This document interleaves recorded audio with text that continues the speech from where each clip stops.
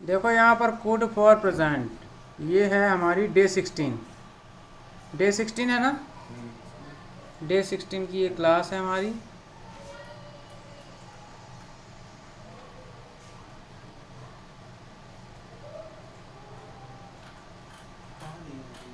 Day 16 ठीक है। Day 16 की क्लास है कोड फॉर प्रेजेंट। यहाँ आज हम पढ़ेंगे कोड कोड फॉर प्रेजेंट मतलब प्रेजेंट में कोड का इस्तेमाल किस तरह से होता है और किस तरह से सेंटेंस बनते हैं और ट्रांसलेशन किस तरह से हमको करना है। ठीक है, कोड फॉर प्रेजेंट। इससे पहले हमने क्या समझा था लास्ट वीडियो में राहुल? इसमें कोड फॉर प्रेजेंट है। लास्ट वीडियो में क्या समझा था हमने? सिंपल सेंटेंस समझे थे। बी पार्ट समझा था, मतलब बी का इस्तेमाल पास्ट में किस तरह से करना है, वाज वर्ड का इस्तेमाल किस तरह से करना है, वो चीज़ें हमने समझी थी। तो इसमें हम बी कोड का यूज करना सीखेंगे प्रेजेंट में। ठीक है, जैसे पहला सेंटेंस यहाँ पर देखिए लिखा है बाप रे। बाप रे एक्सक्लेमेशन का साइन लगा है। आज कितनी गर्मी है, क्या आप खिड़की खोल सकते हैं? ठीक है, तो यहाँ पर बाप रे के लिए हम एक वर्ड यूज़ करेंगे माई गॉस। ठीक है, माई गॉस मीन्स बाप रे। ठीक है, अब आज कितनी गर्मी है इसके लिए हम यूज कर सकते हैं। देखिए इट इज़ वेरी हॉट या इट इज़ सो हॉट या it is too hot, it is very very too hot. ठीक है, टुडे इस तरह से यूज़ कर सकते हैं। मतलब तीन वर्ड यहाँ पर दिए हैं, वेरी सो टू, इन तीनों में से कोई भी एक यूज कर सकते हो आप। ठीक है, it is very hot today, it is so hot today, it is too hot today. इस तरह से तीन तीन तरह से आप इसको बोल सकते हैं। ठीक है, फिर कोड का यूज हम यहाँ पर देखिए किस तरह से कर रहे हैं। Could you open the window please, could you open the window please. ठीक है, my gosh it is very hot today, could you open the window please. इस तरह से ये सेंटेंस पूरा ट्रांसलेट हो जाएगा। सिंपल सेंटेंस की तरह इसको ट्रांसलेट कर देना है, subject plus helping verb plus main verb plus object. ठीक है ना। क्या कहा गया इसमें? क्या है तो नहीं, इंग्लिश में कहा गया? नहीं क्या भाई, ये जो अपन ने अभी तुमने कैन वाला चैप्टर नहीं देखा है, इसीलिए तुमको समझ में नहीं आया। ये कैन वाला देखना आप, उसमें हमने बताया है कि जब कोई भी मतलब जो हेल्पिंग वर्ब होती है और कोई भी हिंदी में क्वेश्चन पूछा जाता है और शुरू में ही क्या आ जाता है, तो जो हेल्पिंग वर्ब है उसको उठा के अगर पहले रख देते हैं तो वो क्या क्या उसी का मतलब होता है। ठीक है, जो कोड में हो जाएगा तो आप भी खोल सकते हैं। और अगर बीच में क्या होता, बीच में अगर क्या होता फिर क्या के लिए वाट यूज करते। ठीक है, तो यहाँ पर वाट इसलिए यूज नहीं किया क्योंकि क्या जो है शुरू में ही है। किसी भी सेंटेंस के शुरू में जब क्या आता है तो हेल्पिंग वर्ब को उठा करके हमने आगे कर देते हैं। ठीक है, तो क्या हो जाता है। ठीक, क्लियर है, सेंटेंस क्लियर है। कैन वाला चैप्टर अभिषेक देख लेना एक बार। बाप रे आज कितनी गर्मी है, क्या मैं लिंका पी सकता हूँ। ठीक है, इसको किस तरह से ट्रांसफर करेंगे? माई गॉस के लिए, ठीक है, बाप रे के लिए my gosh it is very very hot today, it is very hot today या it is too hot today. Could I have Limca, could I have Limca please. इसमें भी शुरू में क्या है तो कुड आ गया है शुरू में, उसी का मतलब क्या निकल आता है। ठीक है, नेक्स्ट सेंटेंस, ये सेंटेंस क्लियर है ना? हाँ, चलो इसके बाद नेक्स्ट सेंटेंस है बाप रे आज कितनी ठंड है, क्या आप मुझे काफ़ी दे सकते हैं? माई गॉस, बाप रे के लिए my gosh it is very cold today, cold means ठंडा, it is very cold today, could I have coffee please.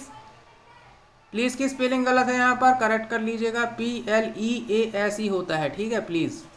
My gosh it is very cold today, could I have coffee please. Coffee की भी spelling गड़बड़ है यहाँ पर, उसको भी correct कर लीजिएगा। ठीक है, इंडियन कॉफ़ी हाउस से आप कॉफ़ी की स्पेलिंग चुरा लीजिएगा। ठीक है, क्या आप समय बता सकते हैं? क्या आप समय बता सकते हैं? Could you tell me the time please. यहाँ पर भी प्लीज़ की स्पेलिंग गलत कर दी है आपने, इसको भी करेक्ट करिए, PLEASE होता है। अब यहाँ पर भी देखो अच्छा है, क्या पहले लगा हुआ है, सिंपल है। देखो अब यहाँ पर मेरे को बताओ राहुल कि हेल्पिंग वर्ब, मेन वर्ब और ये सब चीज़ें क्या हैं? मेन वर्ब कहाँ है, हेल्पिंग वर्ब कहाँ है, बताओ। इंग्लिश में कि हिंदी में? हिंदी में। हिंदी में क्या है वो? हेल्प, हेल्पिंग वर्ब ये सकते हैं। हाँ सकते हैं हेल्पिंग वर्ब हो गई। और सब्जेक्ट जो है आप है। हाँ सब्जेक्ट आप है, समय ऑब्जेक्ट। समय ऑब्जेक्ट है।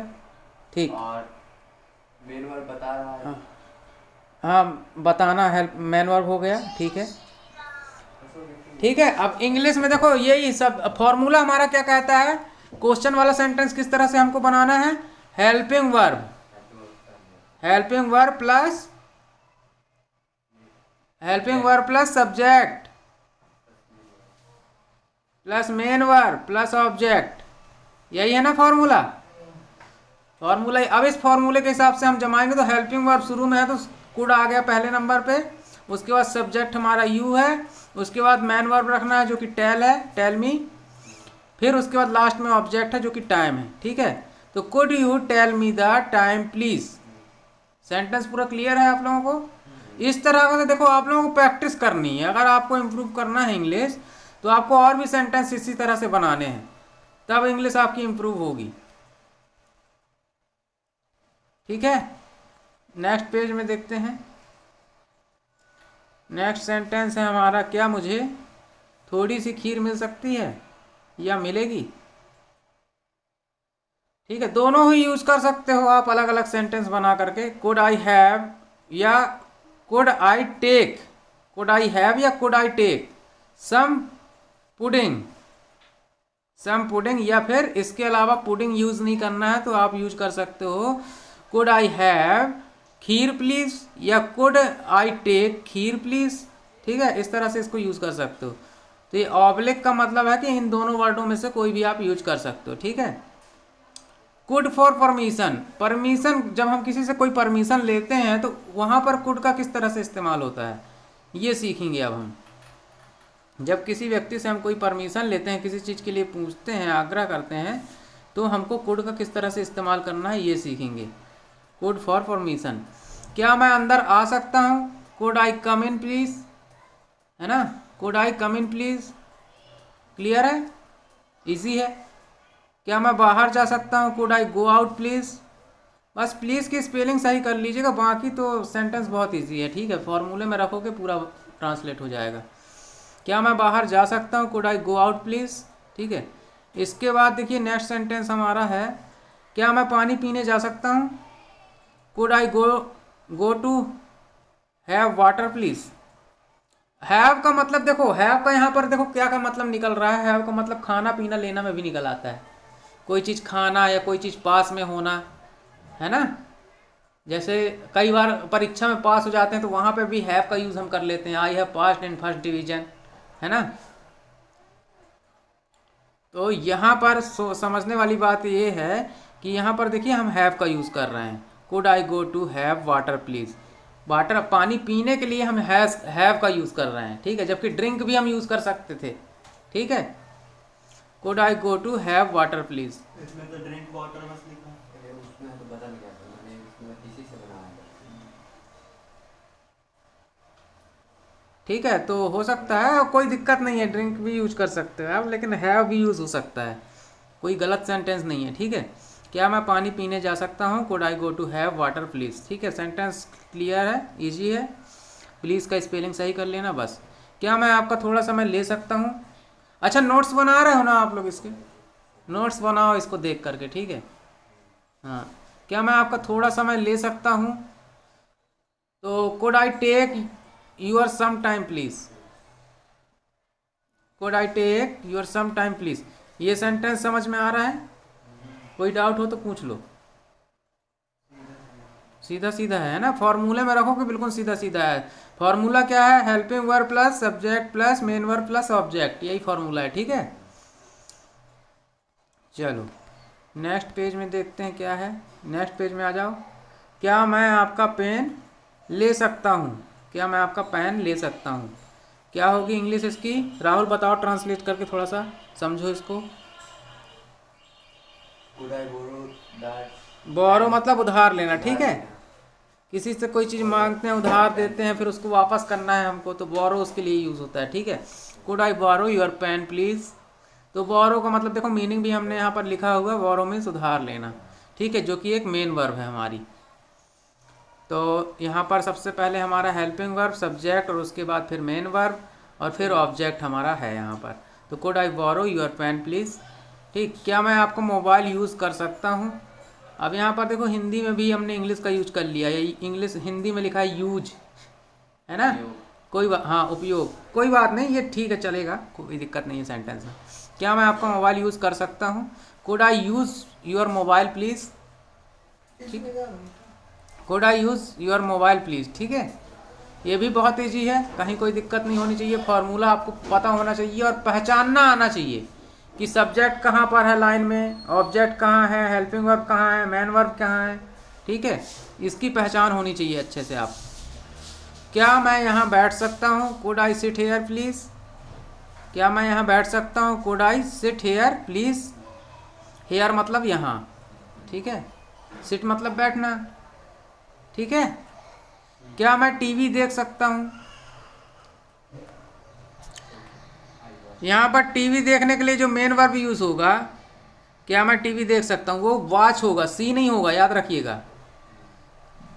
हर एक प्रकार का जो मेन वर्ब होता है उसका एक पर्टिकुलर मतलब होता है, जैसे सी और सो वो एक अलग चीज़ को देखने के लिए होता है, टीवी अपन गौर से देखते हैं उसके लिए वॉच यूज होता है। ठीक है, तो क्या मैं टीवी देख सकता हूँ। कुड आई वॉच टीवी, तो वॉच मीन्स देखना यहाँ पर निकल के आ रहा है। ठीक है, could I watch TV please. फिर कुड एट शॉप, शॉप वगैरह में किस तरह से हम कुड का इस्तेमाल करते हैं वो चीज़ अब हम समझेंगे। ठीक है, कुड को हम एज अ शॉप किस तरह से यूज़ करते हैं शॉप वगैरह में। ठीक है, चलो देखते हैं। क्या मुझे कुछ अच्छे ग्रीटिंग कार्ड मिलेंगे। दुकान में जाके हम पूछते हैं क्या मुझे कुछ अच्छे ग्रीटिंग कार्ड मिलेंगे। Could I have some nice greeting card please. Please की स्पेलिंग सही करिएगा बस। Could I have some nice greeting card please. देखो क्या है वाक्य शुरू में, सिंपल आपको उसी क्वेश्चन वाले सेंटेंस फॉर्मूले में आपको सेंटेंस को जमा देना है। ठीक है, और पास होने के लिए मिलने के लिए या could I have some greeting nice greeting cards please. ठीक है, तो यहाँ पर हैव का मतलब समझ में आ रहा है ना सबको, है ना। सम नाइस मतलब कुछ अच्छे ग्रीटिंग कार्ड प्लीज़। तो ये सेंटेंस भी बिल्कुल ईजी है।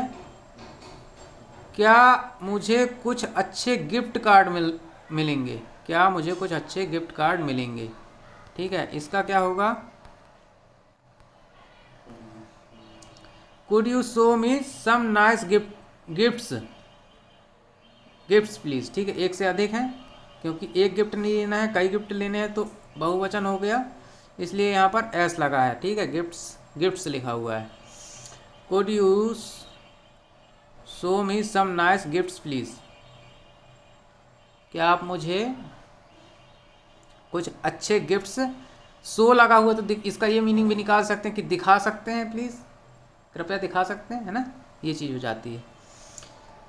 क्लियर है ना। क्या मैं ऋतिक से बात कर सकता हूँ।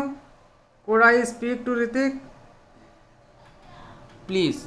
यहाँ पर देखो बात करना लिखा है, स्पीक का मतलब होता है बोलना, ये गलत नहीं है, लेकिन यहाँ पर हम स्पीक की जगह टॉक भी यूज़ कर सकते हैं। Could I talk to Hrithik please, मतलब मैं ऋतिक से बात कर सकता हूँ। और स्पीक का मतलब बोलना होता है, तो क्या मैं ऋतिक से बोल सकता हूँ, ये भी हो गया, है ना। तो वही मतलब है, मतलब पूरा होना चाहिए बस। ठीक है, तो इंग्लिश करेक्ट है यहाँ पर और सेंटेंस भी बहुत इजी रहे हैं आज के, तो इसको फॉर्मूले के हिसाब से जमाना आप लोग चालू करिए। ठीक है, और नोट्स बनाइए, सबसे इम्पोर्टेंट नोट्स बनाइए अपने।